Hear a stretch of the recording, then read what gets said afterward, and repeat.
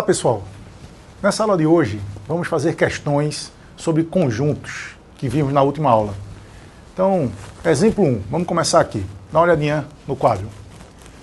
Dados A e B conjuntos, a operação de diferença simétrica, representada por esse símbolozinho aí, é definida por a diferença simétrica entre A e B é a união B menos a interseção B. Vale salientar que esta operação de diferença simétrica, ela existe, mas é uma operação muito pouco utilizada. Mas o aluno não tinha que ter o conhecimento prévio disso, porque ele está definindo na própria questão o que é a diferença simétrica. Ele está dizendo o que é a união menos a interseção. Então você só tem que saber o que é a união, o que é a interseção e o que é a diferença. Então, vamos continuar. Se A é um conjunto formado pelos elementos 1 entre chaves, vazio e A. E B é o conjunto formado pelos elementos 1, 2, o conjunto vazio entre chaves, A e B. Então, a diferença simétrica entre A e B é igual a... Pois bem, para fazer essa questão, teremos que primeiro fazer a união B, depois a interseção B e depois fazer a diferença entre esses dois conjuntos. Então vamos agora aqui no quadro fazer a união B. Então, quem seria a união B? Vamos lá. A união B, quem assistiu a aula passada, é o conjunto formado por todos os elementos que pertencem a A ou pertencem a B. Eu friso bem esse ou porque quando eu digo ou, pode ser só de A, pode ser só de B ou pode ser dos dois. Então, vulgarmente, a união B é juntar todos os elementos. Então, pertencendo a A ou a B, ele vai.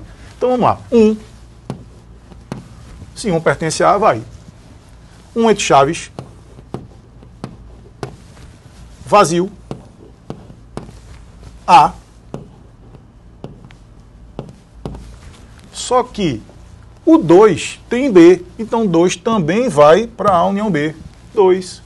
Só que existe o elemento vazio entre chaves. Existe o elemento B.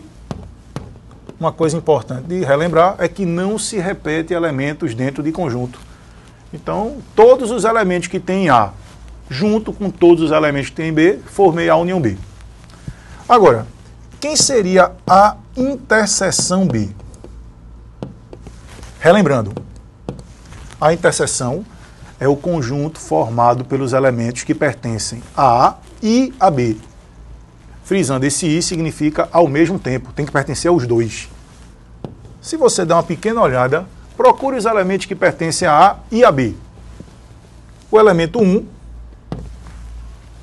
o elemento A, só. Veja bem, o elemento vazio tem no conjunto A, mas vazio entre chaves tem no conjunto B. Vazio só tem A, vazio entre chaves só tem B. Então esses elementos são elementos distintos. Então a interseção B é apenas o conjunto formado pelos elementos 1 e A. Finalmente, quem é a diferença simétrica entre A e B, que é o que estamos querendo? A diferença simétrica, ele diz aqui no enunciado que é a união menos a interseção. Veja só, o que é a união B menos a interseção B? É o conjunto formado pelos elementos que pertencem à união e não pertencem à interseção. Traduzindo, é o que tem na união que não tem na interseção. Basta dar uma olhadinha para ver o seguinte, 1 tem na união, porém tem na interseção. Então esse 1 não faz parte da diferença simétrica. Então vamos lá. 1 entre chaves. Vazio. O A não, pois o A tem em A interseção B. Eu quero os elementos que tem na união e não tem na interseção. Então, 2.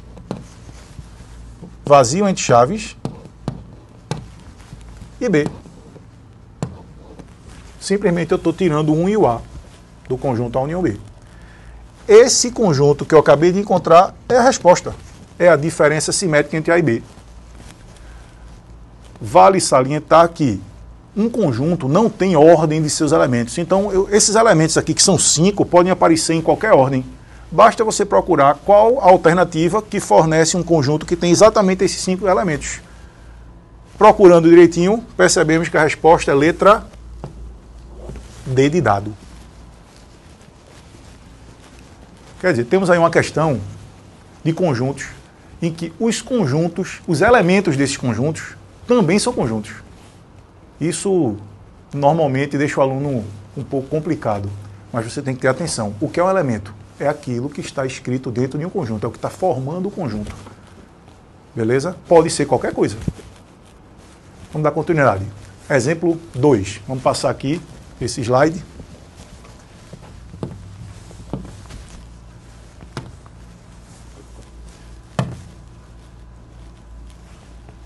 Muito bem. Temos agora uma questão de distribuição de elementos, por sinal, uma questão até difícil, de um nível mais elevado. Mas assim, é assim que a gente aprende, sofrendo um pouquinho. Então vamos tentar se esforçar bastante para entender essa questão. Vê só.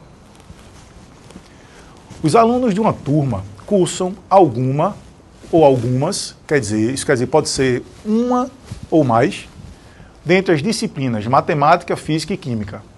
Sabendo que o número de alunos que cursam matemática e física excede em 5 o número de alunos que cursam as 3 disciplinas.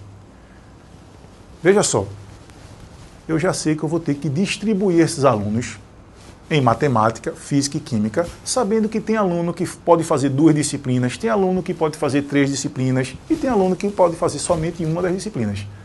Esse é um tipo de exemplo clássico de diagrama. Distribuição de elementos em diagrama. Quando a pessoa começa a entender diagrama, ele faz uma gama de exercícios muito grandes. Quer dizer, abre a cabeça para fazer muita coisa. Então é bom entender. E distribuição de elementos em diagrama cai muito no Enem. Então vamos preparar aqui um diagrama. Só que, nesse exemplo, temos um diagrama representando o conjunto dos alunos que fazem matemática, um diagrama representando o conjunto dos alunos que fazem física e vamos ter que ter um diagrama representando o conjunto dos alunos que fazem química. Eu vou até colocar aqui para a gente lembrar depois. Matemática, física, química. Ok, pessoal? Agora, uma coisa importantíssima. No centro desse diagrama, essa região que fica bem no meiozinho aqui, possui os alunos que cursam tanto matemática, quanto física, quanto química. Na realidade, esse meiozinho, que eu vou aqui dar uma setinhazinha, esse meio aqui, é exatamente a região que tem os alunos que cursam as 3 disciplinas. Tudo bem? Vamos lá, então. Ele está dizendo aqui que o número de alunos que cursam matemática e física excede em 5 o número de alunos que cursam as 3 disciplinas. Olha, eu vou chamar de X a quantidade de alunos que cursam as 3 disciplinas. Aí vem um problema sério. Esse tópico agora, pessoal, eu vou até frisar bastante. Eu conheço essa questão muito bem, então eu boto meus alunos fazerem, discuto. E ela tem um detalhezinho que a grande maioria dos alunos vai errar. Por experiência própria, que eu tenho em sala de aula, comentando com meus alunos. Esse detalhe eu vou fazer agora. É muito importante que você preste bem atenção. Vê só. Onde ficam os alunos que cursam matemática e física? Normalmente os alunos pensam que é só isso aqui, ó, essa regiãozinha daqui, ó, que eu estou colocando a seta. Nesse caso, essa região é dos alunos que cursam matemática, física, mas não cursam química.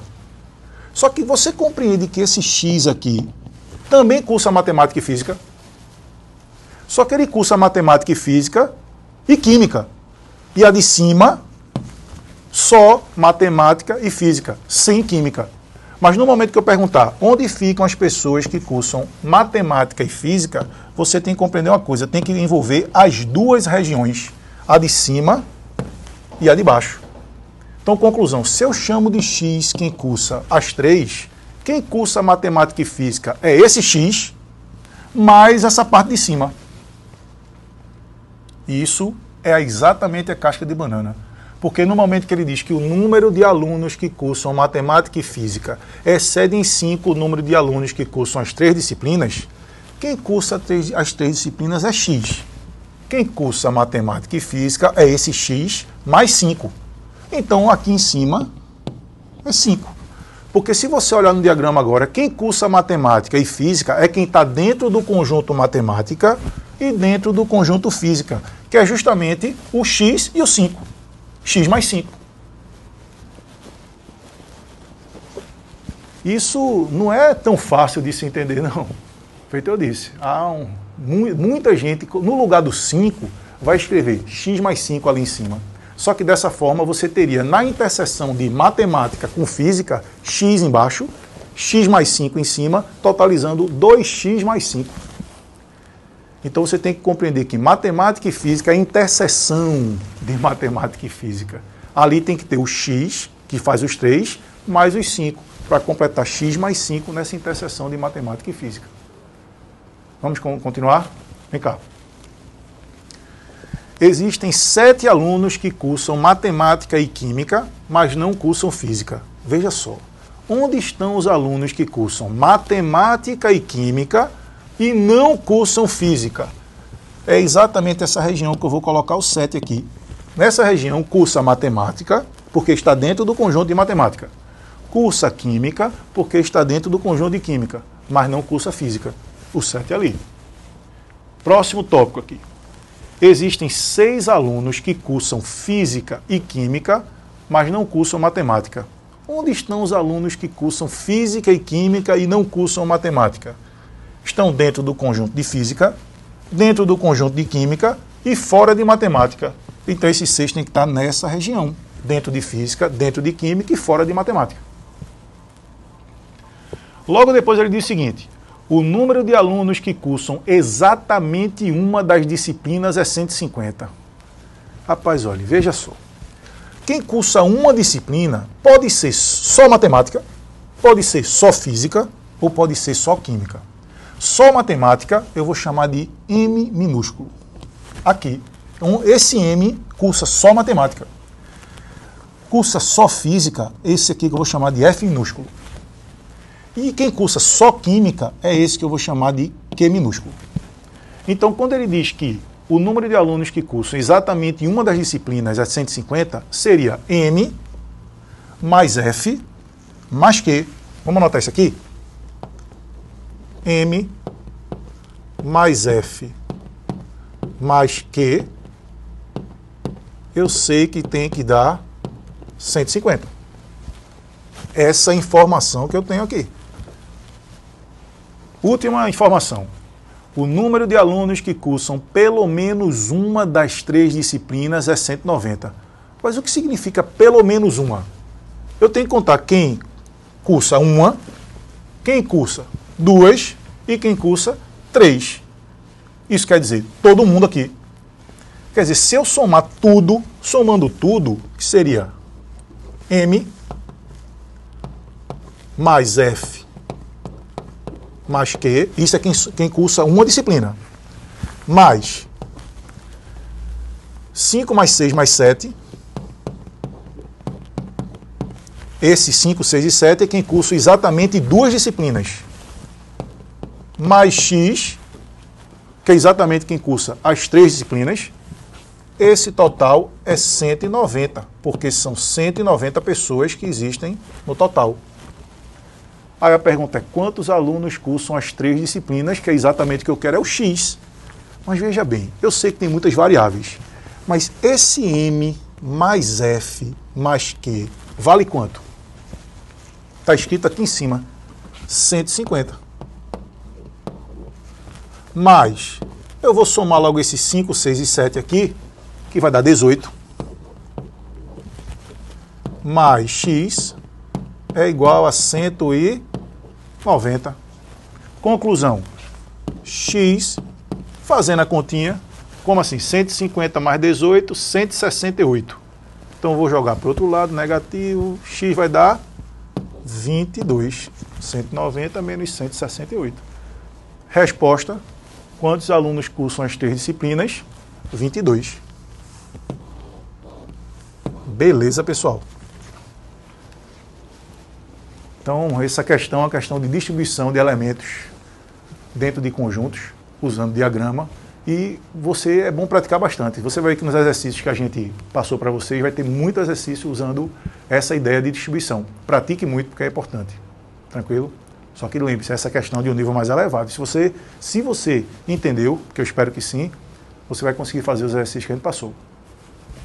Com isso, a gente concluiu essa aula de hoje de exercícios. E aí agora você vai ter que praticar. Tem que pegar questões e tentar fazer, tirar as dúvidas, mandar para o fórum e vamos estudar, que é o mais importante. Até a próxima.